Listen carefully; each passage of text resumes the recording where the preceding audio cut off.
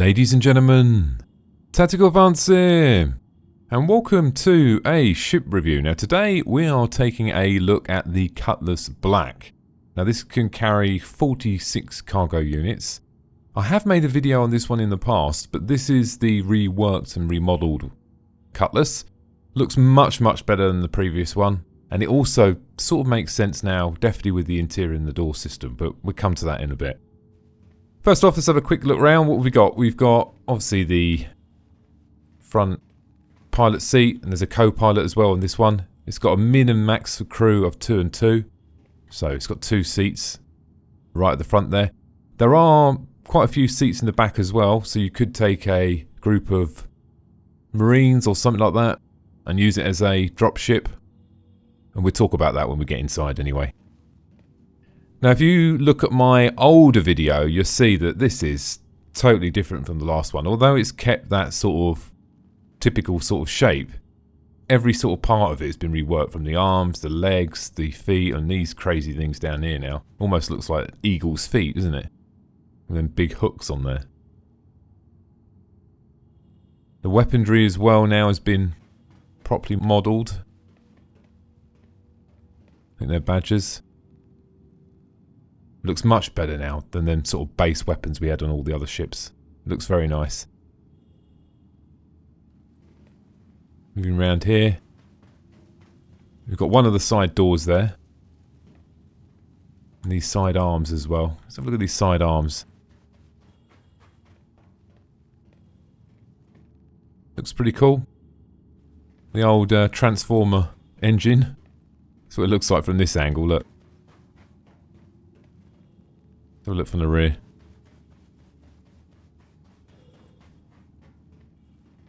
It looks like there's a piece missing there, doesn't it?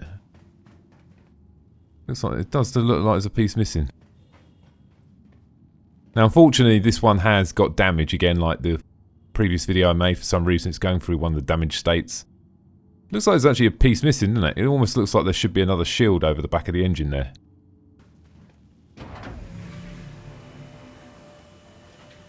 Now, this one's got the bigger cargo capacity out of all of them. I must admit, it does look pretty freaking cool inside. Bit of a gas leak up here, guys. Don't worry about that. I'll have to fix that later.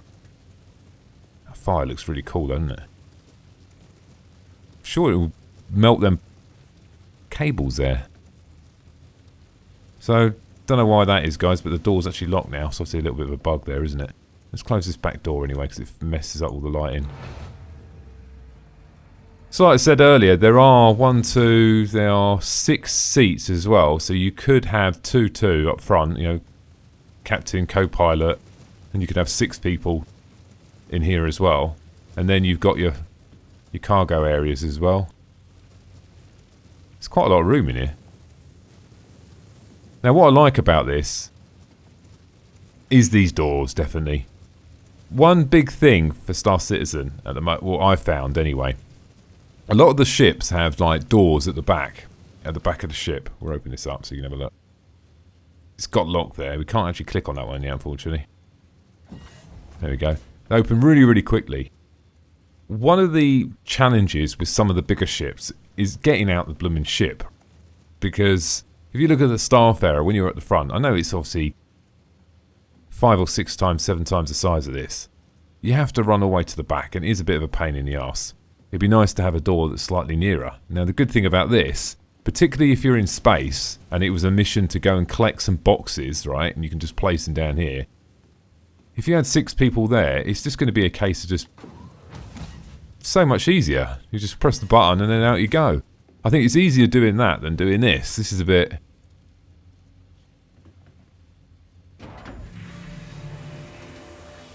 It's not exactly rapid response, is it? I'm not saying that it should go faster. I think that's about right, but this makes total sense. I think it's a great idea. It's got them on both sides. You've got one here as well. Get them both up.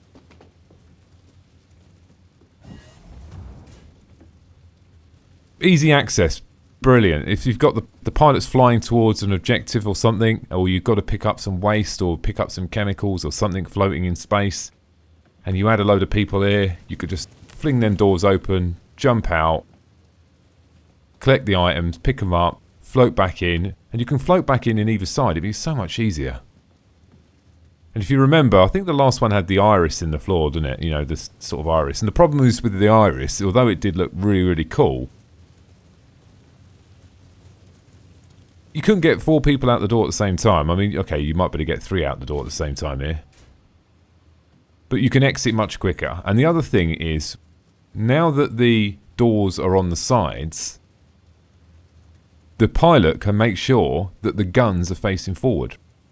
Because what you don't want to be doing, right, on a ship is this.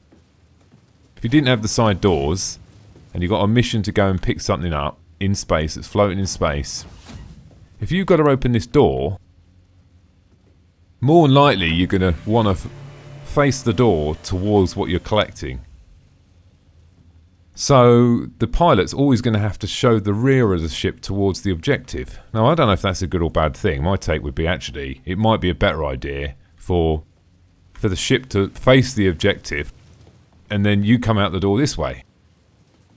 That way, then, at least the guns are facing towards the objective. It makes sense, doesn't it? So the ships with these quick side doors have a really good place, definitely.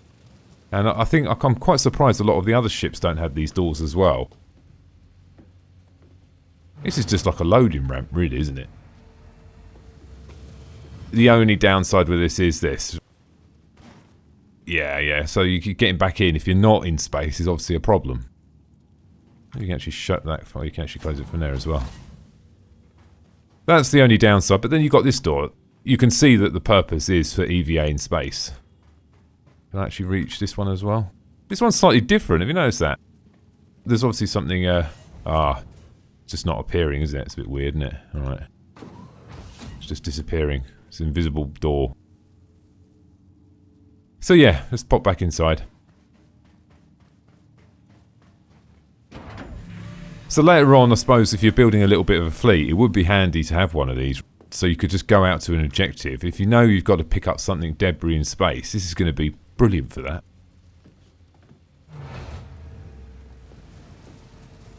Let's have a look round anyway. Is that there's a window there as well? Bit daft why you have to do that, to look out the window. Maybe you can't see out of it. What we got on the ceiling, minus the fire.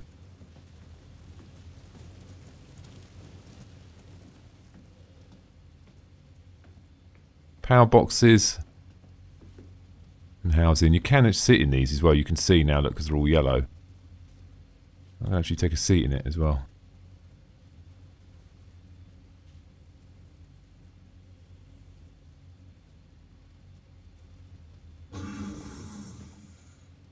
The other thing you could do with this as well, you could haul cargo and then ferry some passengers. There's lots of things you could do, isn't there? If that is the case, I hope they give you the ability to lock this door and have more control over this door. Stop people being annoying and standing in front of the screen and so on.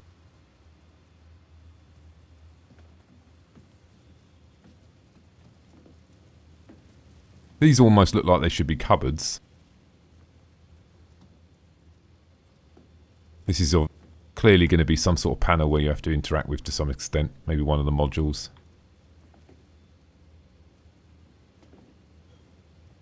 Can't quite see that there. This is like a barcode or something, isn't it? Oh, there's a manual override there, look. That's maybe if the power goes out, that'd be pretty cool if you can do some sort of manual override on the ship.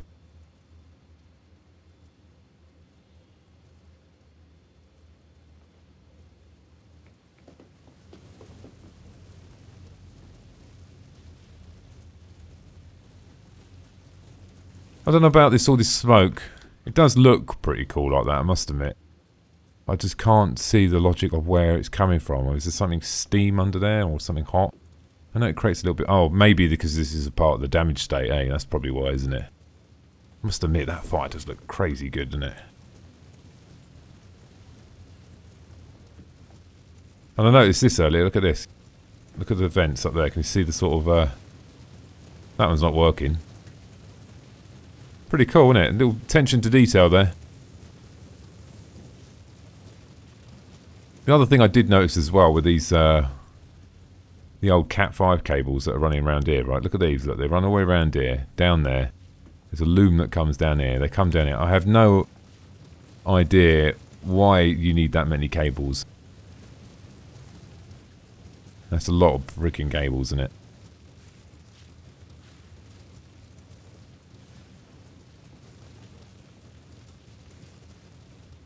Move up front. Like I said, nice to have a lock on that door as well, so you can lock yourself off from the rear section. Gun turret, we're going to jump up there in a second. This has all been reworked as well.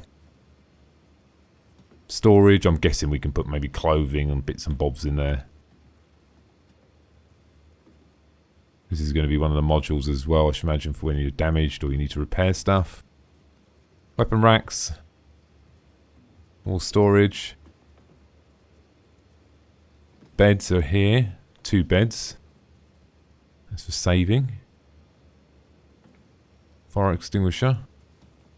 You see under the steps there a little bit, like more wires. Textures do look nice. Shame it's in this damaged state, because I think we'd get a bit more light if it wasn't in a damaged state. Try getting in the bed. Can't really move at all when you're in the bed, so... Okay, getting in the bed is a bad idea. I got in the bed and I couldn't get back out again. I'm sure you can get in the top one as well. Yeah, you can get in both of them.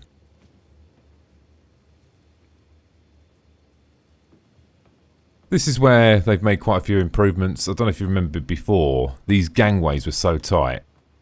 Now if you imagine this sort of bar here, that was, if you're looking here now, that was sort of the gangway. But now what they've done is they've extended this piece out. So look, when you walk up here, pretty much in a normal gangway now.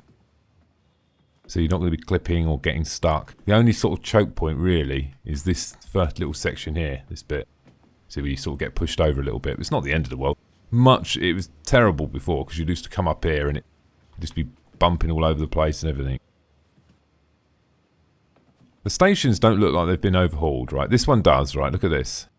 And this one, the same as the last one. These ships are designed just to be the sort of workhorses. Cheap on parts, easy to run. Strong, sturdy, reliable ships.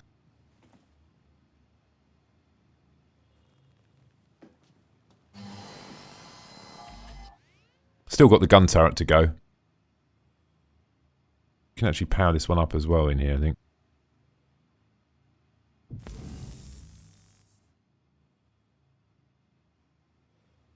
Not bad viewing. Might have been better if it was more like, I don't know. I suppose the displays are in view, but you only get like the small section above the displays really to see in front of you.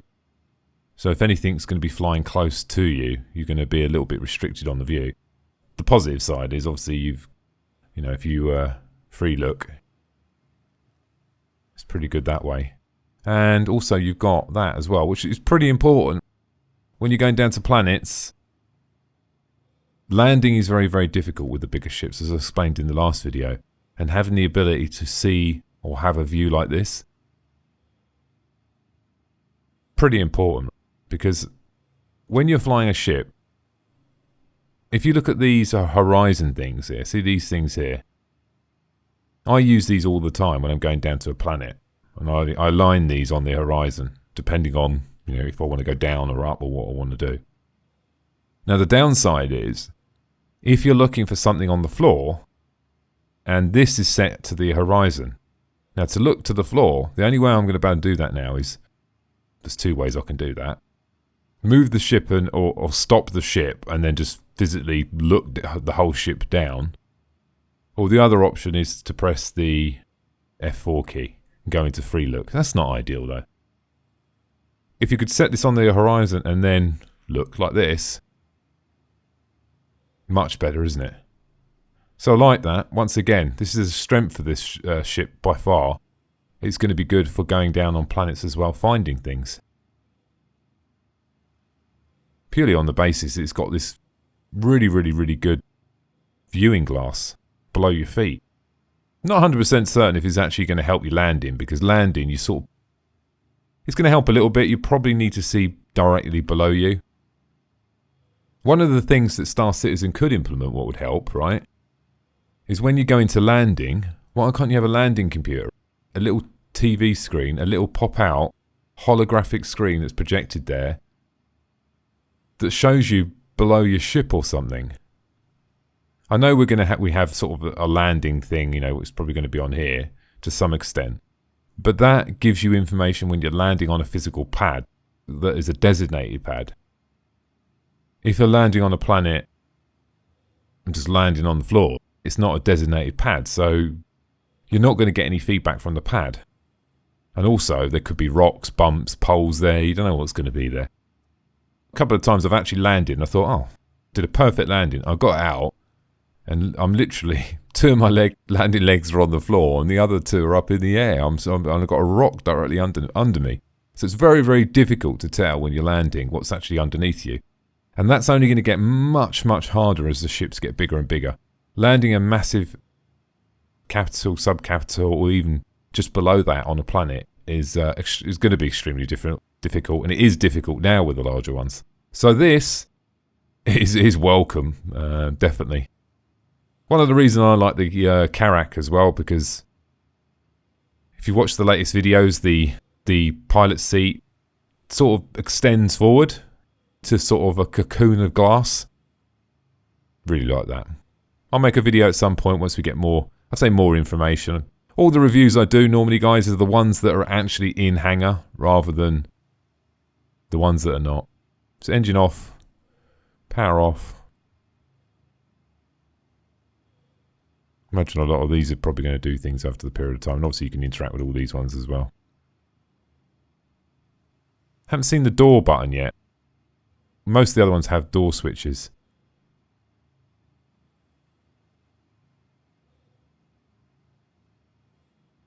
Go, that's over there. It's a bit out of the way, isn't it? Jesus. Would have been better if it was over here, wouldn't it? Right out of the way.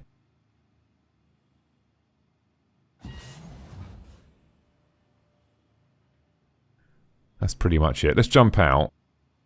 So we actually can do it on the switches as well, which is pretty cool.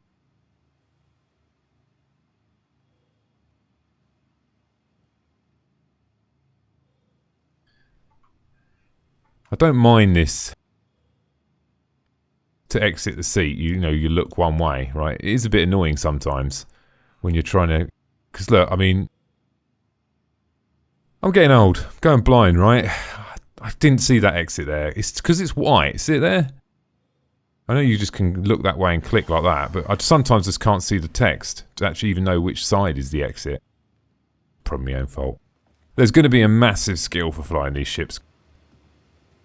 I say that is because once all these controls and all these buttons over here, right, are laid out in a way, for me to be efficient at flying this ship, I'm going to have to use it quite often, right? And someone's going to say, can you open the doors? And I'm going to click on the button, open the doors.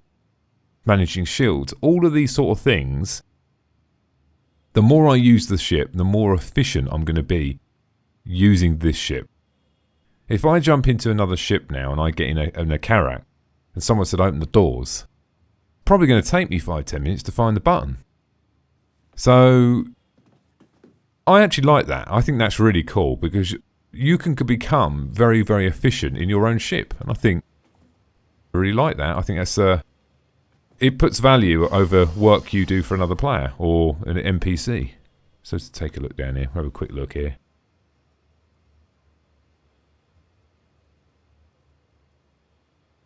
But the co-pilot can obviously manage stuff here as well. He can manage all the shields and stuff like that as well. It looks like he can actually power off as well.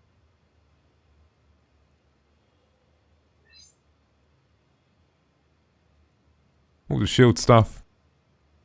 These screens need a little bit of work. Borderline on not seeable, isn't it?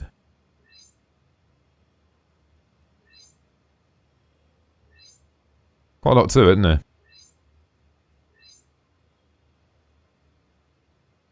And you can swap all the screens out, so you can set this one to something else. It depends what you want on it. You can set this to... I mean, what you could do is you could set this one here and this one here to what you prefer, so you don't have to look down. Make it a bit easier, wouldn't it?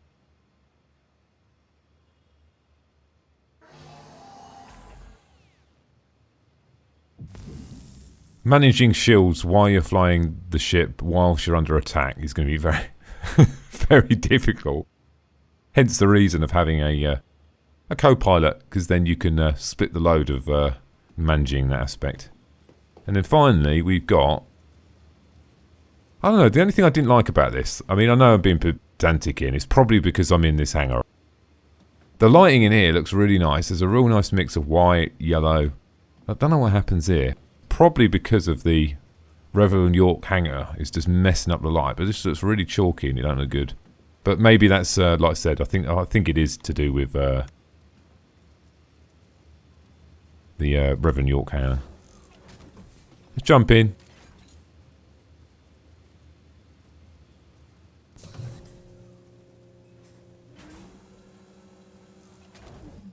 Now there has been some updates to the turrets as well.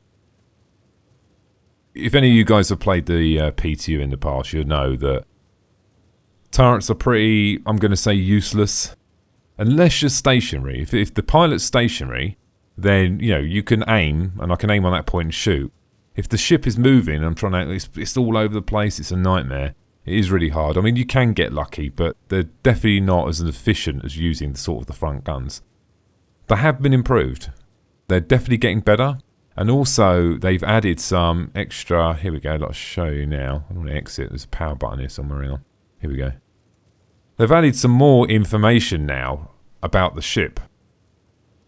Pretty important, because before, when you were shooting away, what you didn't know, right, if you're using an energy weapon, you might be pulling energy away from the shields. Or your shields won't be able to recharge because you'll be using the energy yourself. So at least now you get a little bit of feedback from these displays. I'm sure we're about to flick these out and swap these over at some point as well. Something else you can do on an actual button, which is a good idea. Change the fire mode. I think a lot of these switches are great. It might be an idea to also put some information. So how do I know what fire mode it's on now? I mean, unless the text changed that fire mode, they could just put fire mode set to, you know, have a little just screen with it on. Got exit there. Got my power off.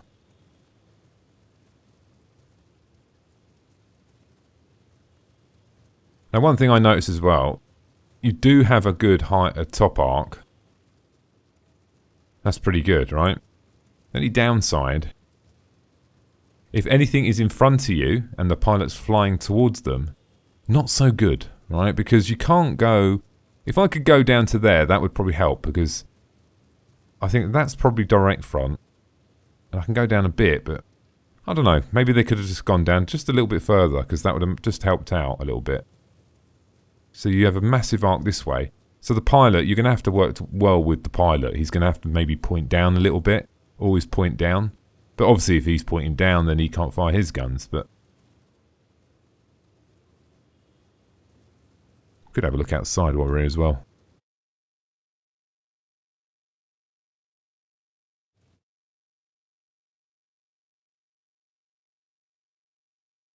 Pretty much can fire to the rear as well. The materials used for this now, Star Citizen are getting so good with these materials. They do look really, really good. So let's jump back inside. And when you power off, it centralizes it as well. I did notice this as well. Look at this, look.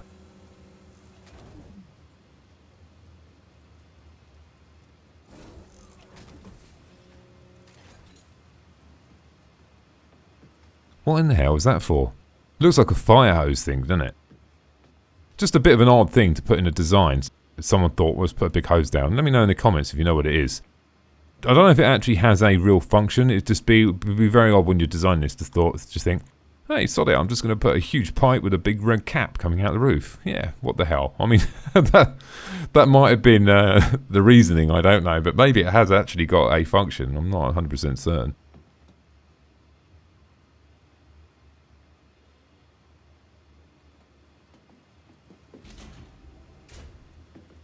So pop round the front again. So all in all, looking pretty good. I think we've all got to agree that it's a welcome improvement. It looks far better than the previous one. Definitely. From a material point of view and from a design point of view, it just makes logical sense now. And then side doors, it actually adds gameplay to it. A gameplay that is pretty cool. And I think it adds gameplay that a lot of the ships haven't got, i.e. the ability to open them doors. It's a small enough ship to jump in with a load of your friends, get inside, go and do some missions. You can go and board some stations and board some ships. There's so much you can do with this ship. And it's just easy and accessible. And I think they've done a really good job of falling into the brand of the Cutlass. And that's that easy to run, easy to maintain, easy to use ship. Fantastic. Anyway, ladies and gentlemen, I hope you enjoyed the video today. Thanks for listening. And don't forget to subscribe. Bye now.